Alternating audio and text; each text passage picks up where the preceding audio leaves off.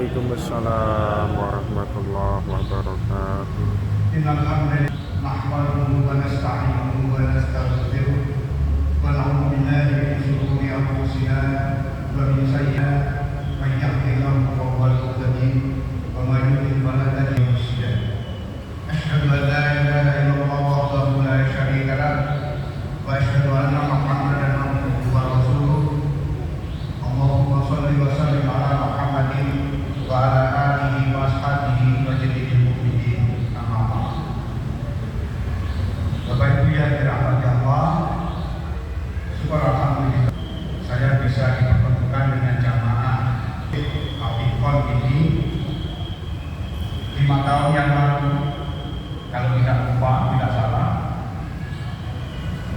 saya menikahkan anak saya di tempat ini juga. Kemudian 4 tahun yang lalu, tahun 2020, khotbah Idul Fitri di halaman. Alhamdulillah malam hari ini saya berkunjung di Masjid Al-Ikhwan pagi ini yang dirahmati Allah. Mengawali tausiah, saya ingin menyampaikan kisah sufi. Kisah sufi ini saya carikan riwayat yang sahih, saya tidak menemukan. Saya menemukannya di kitab Tanbihul Ghafilin. Kisahnya begini. Ada orang yang selalu rajin sholat subuh ke masjid. Orang ini tidak terlalu tua, masih ya 50-an. Sangat, kalau bahasa orang Jawa Timurnya patang juga sergap ke masjid sholat subuh. Selalu berjamaah sholat subuh. Suatu ketika malamnya hujan, dia pagi itu sebelum azan subuh dia sudah berangkat ke masjid. Di lingkungan jalan orang ini ada orang tua, kemudian orang tua itu menjatuhkan orang ini, dijongkroknya jatuh, kemudian melihat pakaiannya kotor karena habis hujan malamnya. Dia pulang lagi membersihkan bajunya, kemudian dia berangkat lagi. Yang kedua kalinya ketemu dengan orang tua itu lagi, dijongkroknya dia jatuh, bajunya kotor. Dia pulang lagi untuk, karena kotornya sudah terlalu parah, dia ganti baju. Niat kuat untuk sholat berjamaah, sholat subuh di masjid. Yang ketiga kalinya ini, orang tua itu tidak mencelakai dia, tidak jatuhkan dia, malah, "Wahai orang muda, saya antar kamu. Kemana kamu? Ke masjid, Pak. Saya mau sholat subuh berjamaah." Diantarlah sama bapak tua ini, si orang ini, sampai ke masjid. Begitu di depan masjid, orang ini masuk dalam masjid. "Bapak tidak ikut sholat subuh?" "Tidak, saya tidak ikut sholat subuh. Saya tahulah, saya adalah setan yang mengganggu orang datang sholat subuh berjamaah. Jadi bapak ini adalah setan. Ketahui kenapa? Kamu tadi aku jatuhkan 1 kali dan kamu kembali untuk yang kedua kalinya. Kemudian yang ketiga kalinya, yang kedua kalinya juga aku jatuhkan. Yang ketiga kalinya tidak aku jatuhkan. Yang pertama aku jatuhkan, kamu kembali dan berniat kuat untuk sholat jamaah subuh di masjid. Dengan tekad yang kuat itu untuk sholat jamaah di masjid, dosa-dosamu telah diampuni oleh Allah. Niat saja. Yang kedua, kamu kembali lagi. Dengan kamu kembali menuju masjid untuk sholat jamaah subuh, dosa-dosa keluargamu yang tidak berjamaah sholat subuh diampuni oleh Allah. Kenapa yang ketiga kalinya tidak aku jatuhkan Allah? Karena aku tahu bahwa kalau kamu berangkat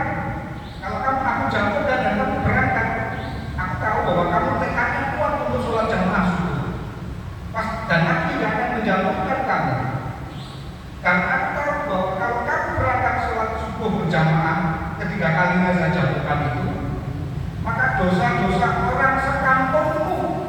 Kalau di sini tulis orang-orang se-RT pun yang tidak sholat jamaah subuh berjamaah itu tidak diampuni atau diampuni oleh dosanya. Dan aku tidak ingin orang-orang itu diampuni dosanya. Makanya yang ketiga kali itu tidak aku jatuhkan. Kemudian ketahuilah wahai orang Buddha, orang yang sholat subuh berjamaah di masjid itu orang yang setan, tapi yang cerita ini setan, dicintai oleh Allah, disayangi oleh Allah, oleh yang sholat subuh berjamaah di masjid ini. Kemudian saya cari-cari hadis riwayat Muslim, saya menemukan, saya bacakan artinya saja. Orang yang tahu sholat subuh berjamaah dan sholat isya berjamaah, kalau dia tahu pahalanya, maka dia akan mendatangi kedua sholat itu dengan menangkap. Ini riwayat Muslim. Di dalam kitab Al-Qur'an, Imam Syafi'i juga menyebutkan bahwa orang yang tahu pahala sholat subuh berjamaah, sholat isya berjamaah, dia akan mendatangi kedua sholat itu berjamaah walaupun dengan merangkak. Nah, saya lihat di kitab Tanbul Mu'minin kayaknya memberi syarah hadis ini dengan cerita-cerita sufi semacam tadi. Nah, kemudian tidak cukup banyak sekedar kita sholat, datang ke masjid. Kebetulan orang ini adalah muazin. Orang ini muazin masjid itu. Dia siap-siap azan, kemudian mengumandangkan azan, selesai azan sholat sunnah, selesai sholat sunnah, orang ini kebiasaannya selalu berdoa antara azan dan iqamah. Saya menemukan riwayat hadis riwayat Muslim sahih, la yuraddu ad-du'a bainal adzani wal iqamah. Orang ini mempraktekkan hadis ini atau ada ayat di balik ad-du'a bainal adzani wal iqamah. Tidak ditolak doa antara waktu adzan dan waktu iqamah. Doa mustajab waktu antara adzan dan iqamah. Saya menemukan hadis ini ketika SMA. Kemudian dalam perjalanan waktu, setiap saya punya hajat, ini pribadi, saya punya cerita pengalaman pribadi. Setiap punya masalah, setiap punya keinginan, punya hajat, saya selalu berjamaah. Begitu azan, saya sholat sunnah, selesai sholat sunnah, kemudian duduk menunggu qomat. Disitulah kemudian saya berdoa. Saya awali dengan membaca surat Al-Fatihah, kemudian membaca doa dengan bahasa saya, tidak harus dengan bahasa Arab. Kenapa saya awali dengan Al-Fatihah? Ada hadis Muslim juga menerangkan bahwa setiap berdoa yang diawali dengan Al-Fatihah, doa itu belum selesai dipanjatkan, sudah dikabulkan oleh Allah. Ini riwayat Muslim tentang keutamaan membaca Al-Fatihah sebelum berdoa, bukan setelah berdoa Al-Fatihah. Ya, tapi sebelum berdoa membaca Al-Fatihah.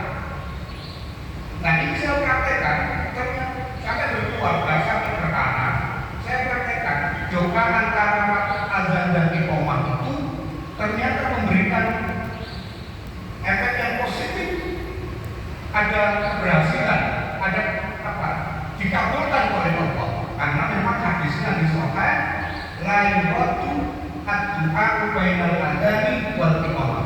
Tidak ditolak doa antara waktu azan dan iqamah. Jadi bapak-bapak, ibu-ibu yang ingin punya sukses, marilah kita bergegas menuju masjid ketika mendengar azan. Untuk apa? Kita sholat sunat, kemudian duduk menunggu qomat, kita berdoa. Karena doa itu adalah doa yang tidak ditolak, dikabulkan oleh Allah. Nah, di bulan Ramadan ini sebentuk mari kita nanti di rumah melembari, mentadaburi surat Al-Ghafir ayat 60. Ud'uuni astajib lakum. Berdoalah kepadaku, memohonlah kepadaku, astajib lakum. Kamu akan, doa kamu akan terkabulkan.